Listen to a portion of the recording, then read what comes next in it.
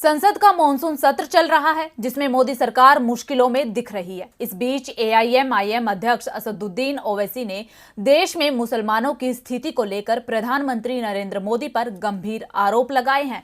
उन्होंने कहा कि पीएम मोदी सावरकर और गोलवलकर की नीति पर काम कर रहे हैं और इस नीति पर ही काम करते हुए उन्होंने मुसलमानों को सेकंड सिटीजन बना दिया है। देखिए ये रिपोर्ट। एआईएमआईएम अध्यक्ष असदुद्दीन ओवैसी ने प्रधानमंत्री नरेंद्र मोदी पर गंभीर आरोप लगाए हैं। ओवैसी ने कहा कि जब से केंद्र में मोदी सरकार बनी है, देश में सांप्रदायिक विभाजन पैदा किया जा रहा है। पीएम नरेंद्र मोदी सावरकर और गोलवलकर की नीति पर काम कर रहे हैं। उसी नीति पर काम करते हुए उन्होंने देश के मुसलमानों को सेकंड क्लास सिटीजन बना दिया है। वहीं अब अपने इस आरोप पर तर्क देते हुए ओवैसी ने कहा कि केंद्र सरकार की स्वनिधि स्कीम के तहत रेहड़ी पटरी पर दुकान ठेला लगाने वालों को लोन दिया जाता है।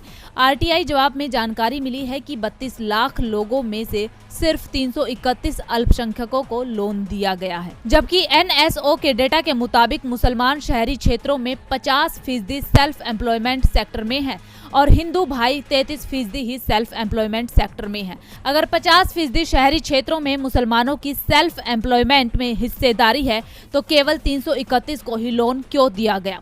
मोदी सरकार के साथ ही ओवैसी ने सपा चीफ अखिलेश यादव पर भी निशाना साधा है।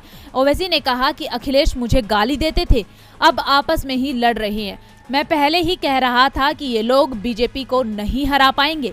इन्होंने सिर्फ मुसलमानों के वोट लेकर अपनी दुकान चमका ली है और अब मुसलमानों को किनारे कर दिया है।